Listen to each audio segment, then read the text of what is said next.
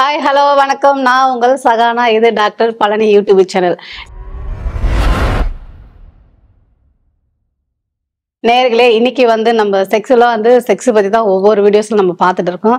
இன்னைக்கு உங்க சார்பா நான் எதை பத்தி கேட்க போறேன் அப்படின்ட்டு நம்ம சார் கிட்ட நம்ம கேட்கலாம். வாங்க, உங்க சார்பா நான் கேட்கறேன். சார் வணக்கம். வணக்கம். என்ன நினைக்குது சகானா, சொல்லுங்க. ஏதாவது ஸ்பெஷல் கேள்வி ஏதாவது வச்சிருக்கீங்களா? நான் எப்ப கேட்டாலும் ஸ்பெஷல் தான் சார். ஸ்பெஷல் தான், நேயர்களுக்கு எல்லாருக்குமே தெரியும். கண்டிப்பா டாக்டரோட சகானா தான் ஸ்பெஷல். இந்த ப்ரோக்ராம்ல பாத்தீங்கன்னா ஸ்பெஷலே சகானா தான். கண்டிப்பா யார் போன் பண்ணாலும் சகானா மேடம் நல்லா இருக்காங்களா அப்படின்னு தான் கேக்குறாங்க. அதாவது சகானா தான் ஸ்பெஷல். சொல்லுங்கம்மா, என்ன கேள்வி கேட்க போறீங்க? ஸ்பெஷல் கேள்வி. ஆமா சார், இன்னைக்கு என்ன கேள்வி அப்படின்னா செக்ஸ் எல்லாருமே செக்ஸ் வச்சுக்கிறாங்க. பட் அது இந்த ஓரல் செக்ஸ் அப்படின்றாங்க. ஓரல் செக்ஸ், ஆமா. சோ அப்படின்னா என்னன்னு நிறைய ஓரல் செக்ஸ் என்னன்னு தெரியுங்களா? தெரியல, அதனாலதான் கேட்க வந்திருக்கேன் நானு. நிறைய பேருக்கு தெரிய மாட்டேங்குது. அப்படியே என்ன பண்றாங்க, போறாங்க, இருக்கிறாங்க, வந்துடுறாங்க அப்படின்றாங்க. இந்த ஓரல் செக்ஸ்னா என்ன? போறாங்க, இருக்கிறாங்க, வந்துடுறாங்க. பெட்ரூமுக்கு தான், வேற எங்க போவாங்க? போறாங்க வராங்க. இப்படிலாம் கேள்வி கேட்டா நான் எப்படி சார் நான் பதில் சொல்லுவேன்? போறாங்க வராங்க இருக்கிறாங்க. அதாவது எப்படின்னாக்கா, ஏதோ அது அவங்களோட அர்ஜென்ட்டுக்கு ஓடி போறாங்க, அவங்களது என்னவோ முடிச்சுட்டு வெளியே ஓடி வந்துடுறாங்க. உண்மைதான் இல்லைங்களா? நிறைய பேர் அர்ஜென்ட் பண்றாங்க.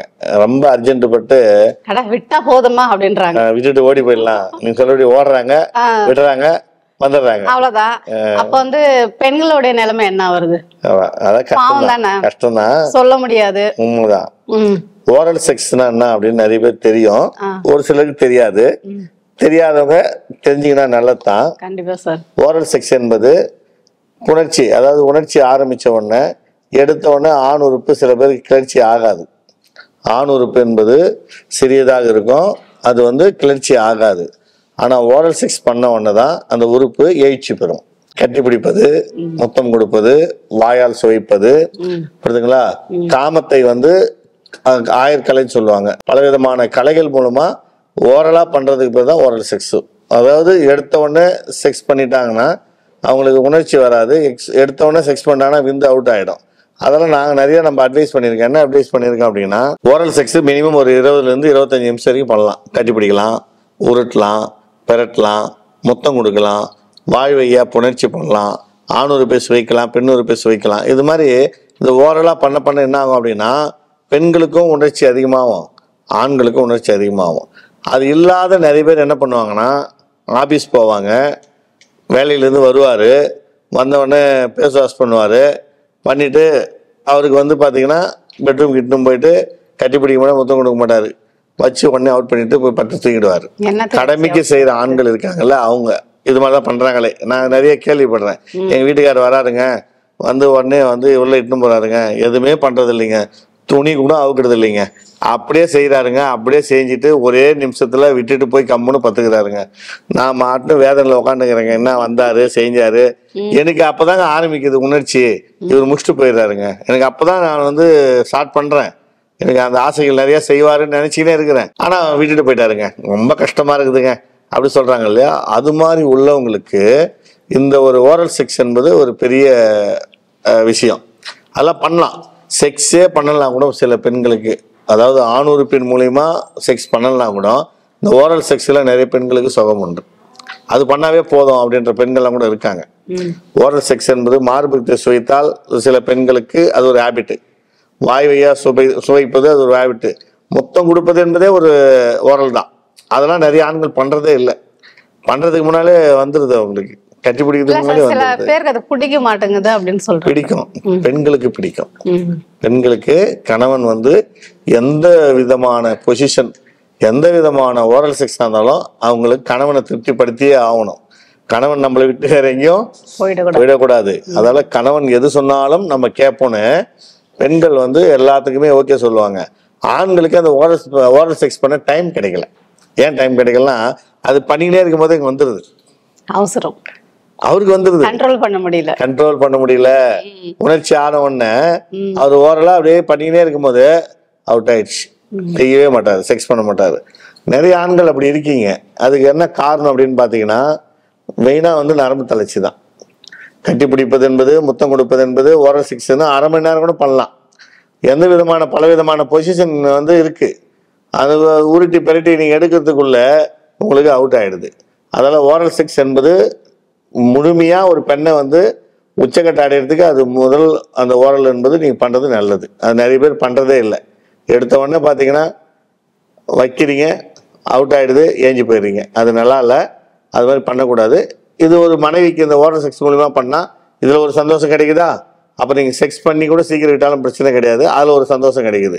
அதனால தயவுசெய்து ஆண்கள் முடியல, இந்த ஓரல் செக்ஸ் பண்ண முடியல, நான் வந்து கட்டி பிடிச்சி முத்தம் கொடுத்து எங்கள் ஒய்ஃபினுடைய ஆடைகளை அவுக்கும் போதே எனக்கு அவுட் ஆகிடுது அப்படின்னு சில ஆண்களாக இருக்கீங்க இல்லையா, அது மாதிரி உள்ளவங்களுக்கெல்லாம் நரம்பு தளர்ச்சி இருக்கும். நரம்பு தளர்ச்சின்னா அதை ஏற்கனவே நான் சொல்லியிருக்கேன். ஃபோனில் பேசிக்கினே இருப்பார், ஃபோனில் பேசினே இருக்கும்போது அவருக்கு ஆட்டோமேட்டிக்காக லீக் ஆகுது. ஒரு லவர்ஸில் பேசுகிறாரு, உணர்ச்சி விஷயமான விஷயம் பேசுகிறாரு, செக்ஸை பற்றி பேசினே இருக்காரு, நம்ம கல்யாணம் இப்படி இருக்கலாம் அப்படி இருக்கலாம் அப்படி இப்படி பேசும்போதே அவருக்கு ஆட்டோமேட்டிக்காக லீக் ஆகிடுது. ஆண்கள் அது மாதிரி இருக்காங்க. ரெண்டாவது தூக்கத்தில் பார்த்தீங்கன்னா நிறைய ஆண்களுக்கு பெண்ணை கட்டி பிடிக்கல, முத்தம் கொடுக்கல, ஆனால் ஆட்டோமேட்டிக்காக பார்த்தீங்கன்னா அவர் பெட்டெல்லாம் நினைஞ்சிருக்கும், அவர் ஜட்டியெல்லாம் நினைஞ்சிருக்கும். நரம்பு தளர்ச்சி இந்த ஓரல் செக்ஸ் பண்ணுறதுக்கு முன்னாலே இதெல்லாம் வர்றது நரம்பு தளர்ச்சி. அந்த 25 வயசு 30 வயசு 40 வயசுல சின்ன வயசுலேயே இப்படி இருந்தாங்கன்னா பசங்க வருங்காலம் 40 45 50 60 வயசுலாம் எதுவுமே பண்ண முடியாது. அதால் இளைஞர்களுக்கு இது மாதிரி உள்ளவங்களுக்கு நம்ம மருந்து வச்சுருக்கோம். நான் ஏற்கனவே சொல்லியிருக்கேன்ல, அந்த விந்து தானாக வெளியேறுது அப்படின்னா பயப்படாதீங்க, அது விதமான நரம்பு தளர்ச்சி. இப்போ எப்படி கை நடுங்குது, கால் நடுங்குது, தலை நடுங்குது, நடுக்குன்னு சொல்கிறோங்களா, அதை நரம்பு தளர்ச்சி சொல்கிறோம். அது மாதிரி விந்து நினப்பு வந்தாவே லீக் ஆகுது பாருங்க, அது விதமான நரம்பு தளர்ச்சி.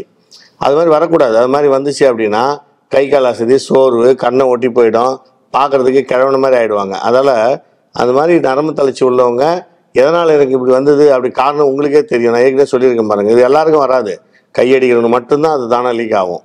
யார் ஒருவர் சுய இன்பம் அதிகமாக பண்ணுறாங்களோ, தன்னுடைய கையை தன் உறுப்பின் மூலியமாக கசக்கி நசுக்கி அந்த உறுப்பை டேமேஜ் பண்ணுறீங்களோ அவங்களுக்கு தான் அந்த விந்து தானாக வரும். அதுதான் சொல்லியிருக்கேன், இந்த உறுப்பை விந்து தானாக வர்றதுக்கு காரணம் சுய இன்பம். அந்த சுய இன்பம் பண்ணாதீங்க. ஏற்கனவே நான் சொல்லியிருக்கேன், கையெழுத்துலாம் கும்பிட்டுருக்கோம், கெஞ்சி கேட்டிருக்கோம். பண்ணிங்கன்னா உங்கள் லைஃப் வீணாயிடும். வீணாயிடும்னா கல்யாணம் பண்ணாலும் நீங்கள் மனைவியோட சந்தோஷமாக இருக்க முடியாது. அதால் அது மாதிரி தானாக லீக் ஆகிறது. ஓரல் செக்ஸ் பண்ணிகிட்டே இருந்தேன், நான் கட்டி பிடிச்சேன், முத்தம் கொடுத்தேன், அவுட் ஆயிடுச்சு அப்படின்னு சொல்லுவீங்க இல்லையா, அது மாதிரி உள்ளவங்களுக்கெல்லாம் நாங்கள் அந்த தானாக விந்து உடனே வராமல் இருக்கிறதுக்கு மருந்து மாத்திரைகள் வச்சுருக்கோம். இப்போ நான் கொடுக்குற மாத்திரைகள்லாம் என்ன பண்ணோம் அப்படின்னா, நிரந்தரமாக உங்களுக்கு எப்பவுமே நீங்கள் செக்ஸ் பண்ணாலும் மினிமம் 20லேருந்து 25 30 நிமிஷம் சென்று தான் விந்து வருமோ தவிர உங்களுக்கு 1 நிமிஷம் 2 நிமிஷம் அவுட் அப்படின்ற பேச்சுக்கே இடமே இல்லை. அதனால் தயவுசெய்து இளைஞர்கள் இது மாதிரி எனக்கு தானாக லீக் ஆகுது, எனக்கு ஓரல் செக்ஸ் கட்டி பிடிக்கலான்னு போய் முத்தம் கொடுக்கலான்னு போய் மனைவிட்ட சும்மா கொஞ்சம் நேரம் ஓரலாக பண்ணிகிட்டே இருக்கும்போதே எனக்கு லீக் ஆகுது, எனக்கு மனைவியை திருப்திப்படுத்த முடியல, மனைவி என்னை திட்டுது, எனக்கு மன உளைச்சல் ஆகி போச்சு இதனால் அப்படின்னு சொல்லி ரொம்ப வருத்தம் உள்ளவங்களுக்கெல்லாம் நாங்கள் மாத்திரை வச்சுருக்கோம். அந்த மாத்திரைகள் என்ன பண்ணோம் அப்படின்னா, தானாக லீக் ஆகாது, உறுப்பு நல்லா பெருசாகும், ஆண்மை அதிகமாகும், நீண்ட நேரம் செக்ஸ் பண்ணுவீங்க, ஒரு நைட்டுக்கு 2 வாட்டி பண்ணுவீங்க. மனைவியே ஆச்சரியப்படணும்னா நம்ம வீட்டுக்காரர் வந்து இவ்வளோ நேரம் பண்ணுறாரு, நான் முழு சந்தோஷம் அடைஞ்சேன் அப்படின்னு சொல்லிட்டு உங்கள் உடம்பெல்லாம் முத்தம் கொடுக்கும், உங்கள் மேலே ரொம்ப பாசமாக இருக்கும். புரியுதா? அதனால் தயவு செய்து இளைஞர்கள் என்னை பொறுத்த வரைக்கும் தப்பு பண்ணாதீங்கன்னு சொல்லியிருக்கேன். நிறைய விஷயத்தில் தப்பு பண்ணியும் உங்களுக்கு இந்த பிரச்சனை இருந்துச்சு அப்படின்னா இதுக்கு மேலே தப்பு பண்ண மாட்டேன்னு சொல்லி உறுதி கொடுத்தீங்கன்னா நான் மருந்து கொடுத்து சரி பண்ணி தரேன், உங்கள் மனைவியோடையும் சந்தோஷமாக இருக்கலாம். ரொம்ப நன்றி சார், ரொம்ப நல்லா பதில் சொன்னீங்க. நீங்க ஒவ்வொரு வார்த்தையும் சொல்லின்னு தான் இருக்கீங்க. ஆனா நம்ம நேயர்கள் வந்து கேக்குறாங்க ஆனா கேட்காம அடம் பிடிக்கிற மாதிரி இல்ல கேக்குறாங்க. சில பேர் அடிக்ட் ஆயிடுறாங்க. அடிக்ட்னா அந்த பசங்க கெட்ட பசங்க கூட கூடுறாங்க பாருங்க, அதான் சேராத கூட சேர்ந்து அதை கெடுக்குறாங்க. தண்ணி அடிக்கிறாங்க, தம் அடிக்கிறாங்க, கஞ்சா அடிக்கிறாங்க, கெட்ட பழக்கம் நிறைய வருது. இதனால அவங்களுக்கு பலகீனமாயி போயிடுறாங்க. ஆனா யோசிக்கிறாங்க, ஐயோ நம்ம தெரிய மாட்டேங்குது அவங்களுக்கு பின்னாடிதான் அதோடைய கஷ்டம் என்ன. நிறைய தப்பு பண்ணவன் எப்ப உணர்றான்னா பாதிப்பு வரும்போது தான் உணர்றான். கல்யாணம் பண்ணி அவங்களுக்குன்னு ஒரு குழந்தைன்னு ஒரு உருவாக அப்பதான் உணர்றான், ஐயோ நம்ம இவ்வளவு தப்பு பண்ணிட்டோம், இதால்தான் நம்ம பாதிப்பு வச்சுன்னு. அதால தப்பு பண்ணுமுன்னே தெரிஞ்சுக்கிங்க. ஒருத்தர் தப்பு பண்ணி தண்டனை அனுபவிக்கிறாங்க அப்படின்னா அந்த தண்டனை நம்மளுக்கு யோசனை வருது இல்லையா, ஏன்னா அந்த தப்பு பண்ணணும். அப்ப அந்த யோசனை இல்லாத மாதிரி நீங்க நடந்துக்கணும்.